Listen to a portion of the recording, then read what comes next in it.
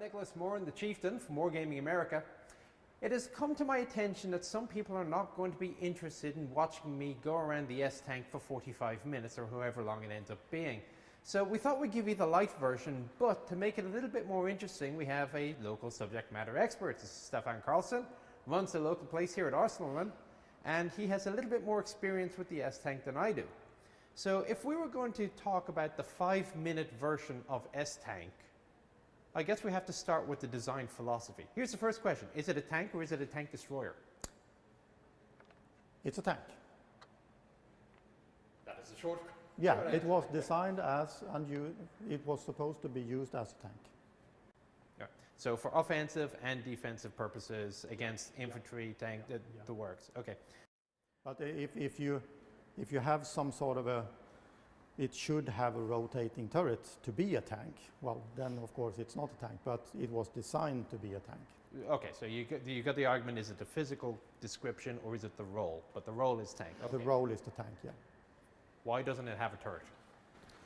They wanted to keep the silhouette as low as possible, and the sloped armor, that was the study from the Second World War. The hits were basically from the front, so they wanted a very strong protection from the front area, and also with the fixed gun they could have a better hit on long ranges. More accuracy. Yeah. So how do you aim mechanically? How do you aim a gun that is fixed to the hull?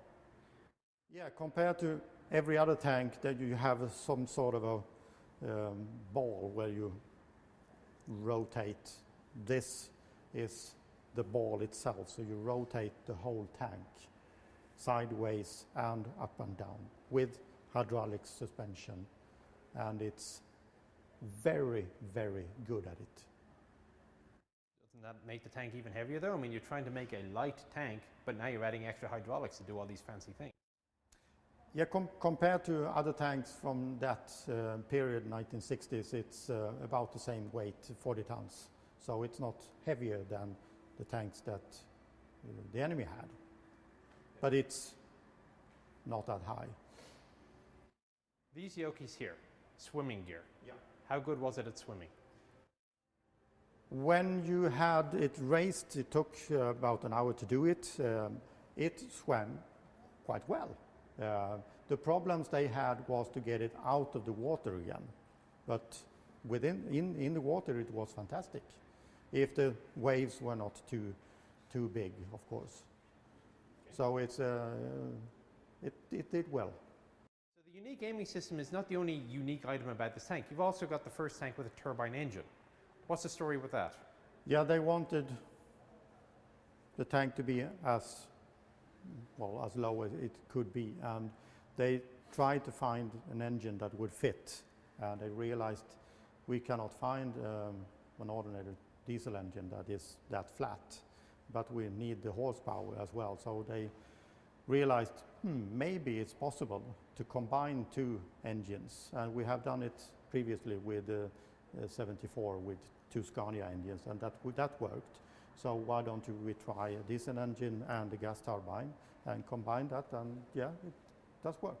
Why don't you just have the turbine engine like a T8 or an Abrams? Why have the diesel? The diesel engine is mostly for the hydraulic systems. That's the main reason to be there. And the gas turbine was from the beginning just an extra power, and it was not supposed to be used all the time. But in the reality, it did have to be used all the time because it wasn't power enough. Is it easy to drive? Yeah, it's very easy to drive, but it's not that easy to drive well. What's the trick? Because of the short tracks and the suspension system, and also the different variations in the steering. You have the normal steering and you have clutch brake steering in the same system, and that takes a bit training to figure out how to use it and when. So the tank can operate with one man. It can shoot, it can move, and get on the radio with one man. Yeah, it's the only tank in the world with one-man crew. But there are 3 people in it. Yeah. How do they come with 3 people in the end? From the beginning, they should have the driver and gunner and the commander. They thought that was enough, but then they realized the need of people to do the maintenance. They needed a 3rd member, so they put the 3rd member in, and he also became the rear driver. So in situations where you want to reverse quickly, he can drive the tank backwards as quick as it goes forward. So you have the same speed forward and reverse.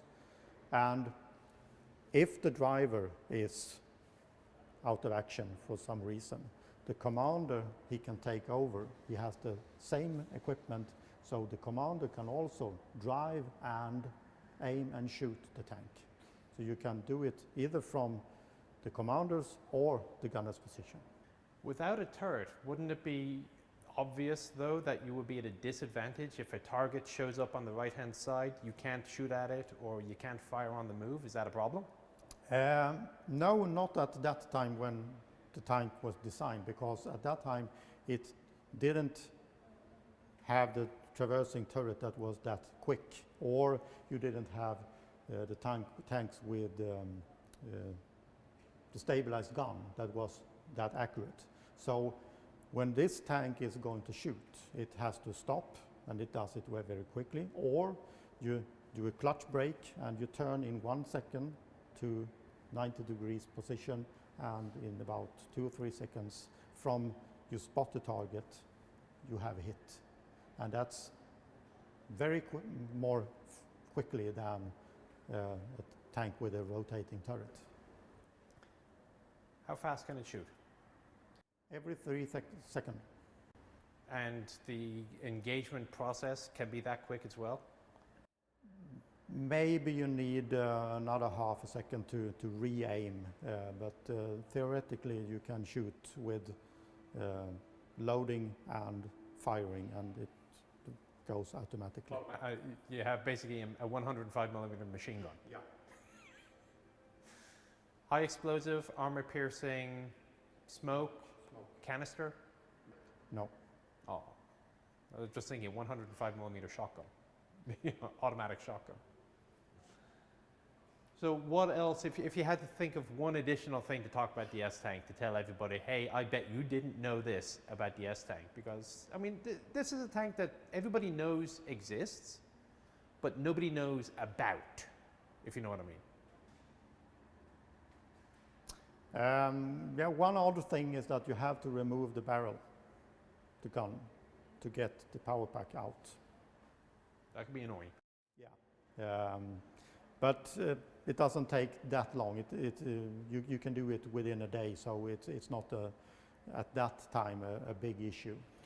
On this tank, you have this fuel tanks on the sides, and there are also the extra protection. So shooting at this thing, it's not dangerous, fuel's not going to catch fire? Yeah, well, it pours falls out, down and to the ground. well, it's not a problem. And diesel is one of the most effective protections against certain ammunition because of compressibility. Yeah, compressibility. Yeah. So when S-Tank went out of service about year 2000, were people crying, or were people saying, thank God it's gone?